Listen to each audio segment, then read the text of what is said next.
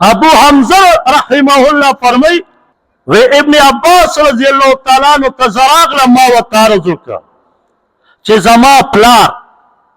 د يهودي سره یا د عیسائی سره او یا د مجوسی سره په دې درې واړو کې د یو کس سره خپل کاروبار شریکول غواړي زما پلارم چیلې سره یو دغسې کافر دی هغه هم چیلې سره نو پلار مې ورته وایي چې خپلو کې په تجارت یو کړو نو شریک یو بل جوړی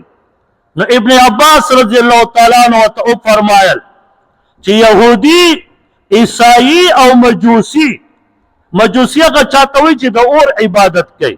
وی دا به کاروبار کې ځان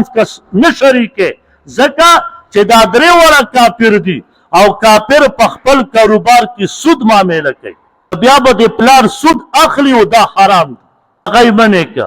نو زمونږ باسې مسلمانان وروڼه د کافرو سره کاروبار کوي یاد وساته کافر سره به په شریکوالۍ کې کاروبار نه کوي ځکه به سود خوري او ته به په سود کې مبتلا شي